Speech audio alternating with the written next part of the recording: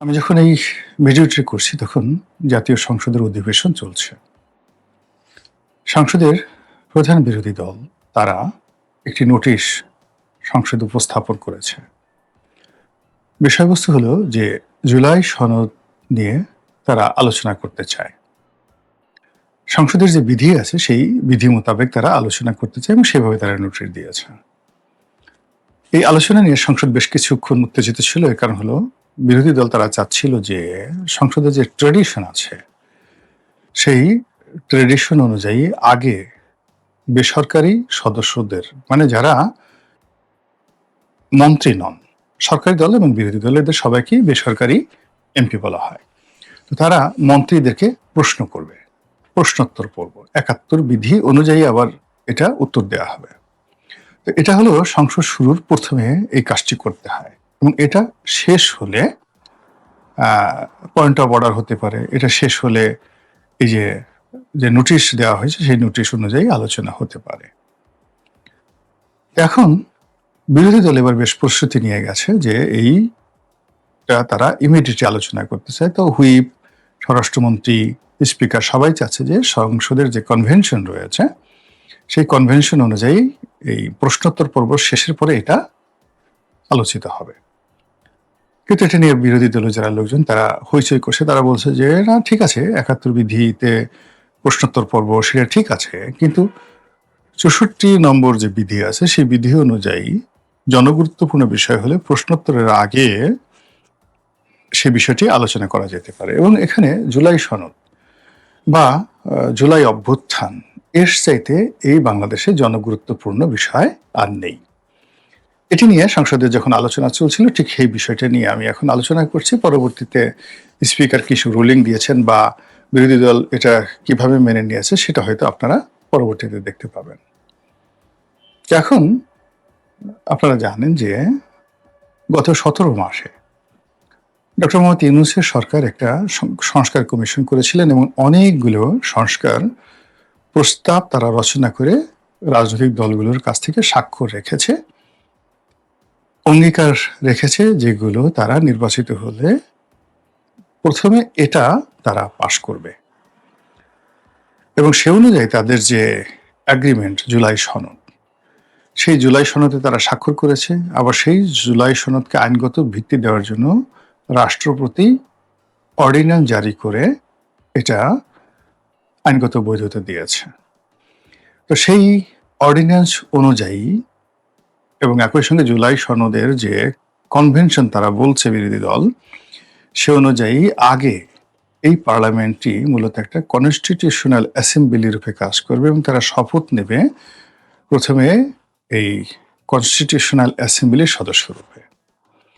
তারপর তারা জুলাই সনদ পাশ করবে, সংস্কার প্রস্তাব গ্রহণ করবে, সংবিধান সংশোধন করবে ৬ মাসের মধ্যে। এরপর অটোমেটিক্যালি তারা রেগুলার সংসদে যাবে।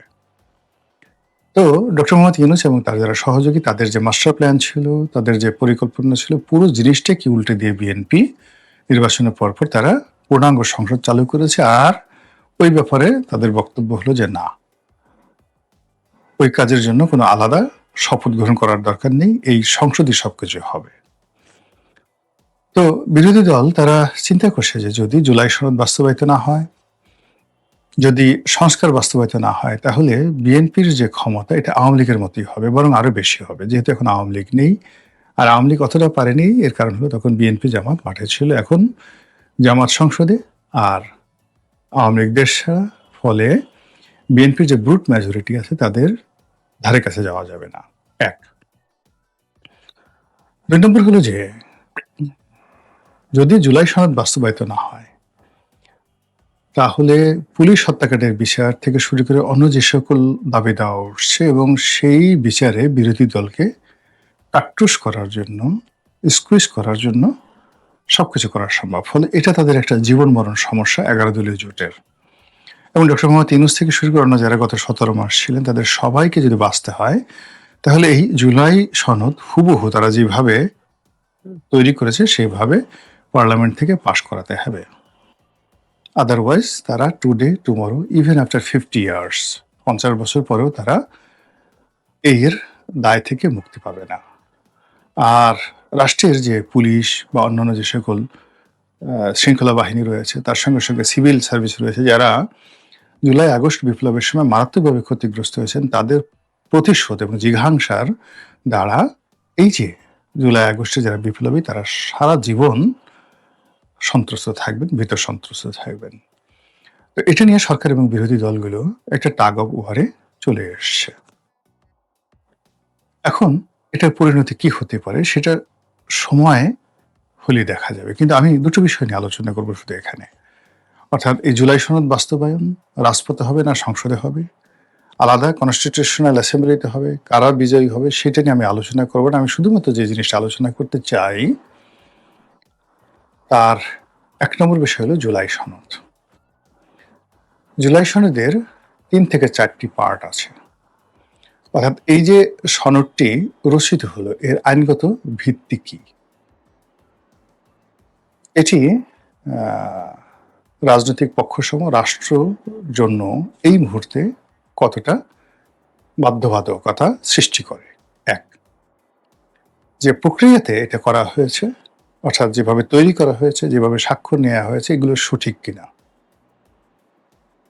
এরপরে এখানে যে সকল শর্ত দেওয়া হয়েছে, এগুলো আমাদের দেশের সাধারণ মানুষ বা আমাদের বিপ্লবের যে ধ্যান ধারণা, গণ অভ্যুত্থানের যে চেতনা, গণতান্ত্রিক মূল্যবোধ এবং সংবিধান থেকে শুরু করে প্রচলিত আইন কানুনের সঙ্গে সামঞ্জস্য আছে কিনা।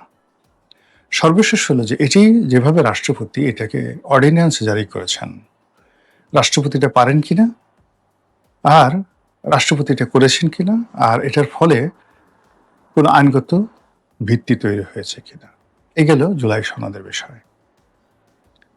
আরেকটা হলো গণভোট। মানে এই যে জুলাই সনদটা গ্রহণ করা হবে, এটাকে আইনগতভাবে ভিত্তি দিতে হবে এবং এটার ভিত্তিতে সবকিছু হবে। এজন্য ভোটের দুটো অংশ ছিল, একটা হলো গণভোট আর একটা হলো সাধারণ ইলেকশন। তো সেই গণভোটে বলা হয় যে 68% লোক এই গণভোটে হায়ের পক্ষে ভোট দিয়েছে, কাজেই এটা আগে করতে হবে। বিএনপি বলার চেষ্টা করছে এই গণভোট অবৈধ, এর কোনো আইনগত ভিত্তি নাই, ওই সময়তে এটা করা হয়েছে, যারা করেছে জোর জবরদস্তিমূলকভাবে করেছে, এটার কোনো ভিত্তি নেই, আমরা গণভোট মানি না, পার্লামেন্ট এটা এই গণভোট সংক্রান্ত যে ব্যাপার আছে এই বিষয়টা পার্লামেন্ট গ্রহণ করবে না। এখন দেখেন তো কি ঝামেলা হয়ে গেল। যদি গণভোটটাকে অবৈধ ঘোষণা করা হয় বা গণভোটের যে বিষয়টি যদি বর্তমান পার্লামেন্ট গ্রহণ না করে, তাহলে এটা শুধু বাতিল হবে গণভোটের রায় তা নয়, সঙ্গে সঙ্গে গণভোট যারা আয়োজন করেছেন তারা শাস্তির আওতায় আসবেন, তাদেরকে যাকে বলা হয় রাষ্ট্রদ্রোহ মামলায় জড়ানো হতে পারে, রাষ্ট্রের অর্থ অপচয় থেকে শুরু করে আরো অনেক কিছুতে।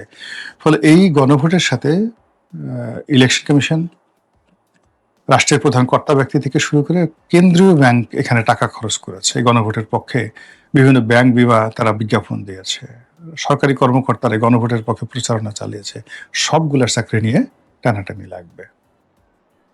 কিন্তু আপনি যদি আপনার সিভিক সেন্স, কমন সেন্স ধরেন, তাহলে আসলে আমাদের দেশে যে গণভোটের বিধান আছে সংবিধান অনুযায়ী, সেই সংবিধান অনুযায়ী আসলে গণভোট হয় না বা হতে পারে না।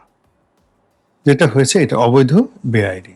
আর রাষ্ট্রপতির অর্ডিন্যান্সে কখনো কোথাও গণভোট হতে পারে না, ফলে বিএনপি এখানে রাইট আছে। আবার ওদিকে যে অন্তর্বর্তীকালীন সরকার, যারা নিজেদেরকে একটি বিপ্লবী সরকার মনে করত, তারা যেভাবেই হোক না কেন তারা মনে করেছে যে তারা এই বাংলায় সবকিছু করার অধিকার রাখে, ক্ষমতা রাখে। তো সেই দিক থেকে তারা যেটা করেছে তারা সঠিক কাজটি করেছে। ফলে এটা নিয়ে পার্লামেন্টের বাইরে আগামী দিনে বিরাট একটা কেওয়াস সৃষ্টি হয়ে যাবে। আর এই গণভোট যদি বাদ হয়ে যায়, তার সঙ্গে সঙ্গে যে জুলাই সনদ, সেই জুলাই সনদ নিয়েও কিন্তু কেওয়াস সৃষ্টি হবে।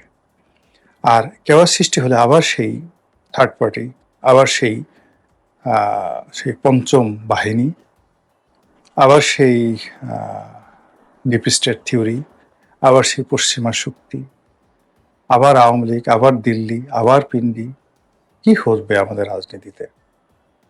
মনে হচ্ছে যে এত কিছুর পরেও স্বস্তি হয়তো আমাদের কপালে লেখা নেই। সরকারের হানিমুন পিরিয়ড চলছে।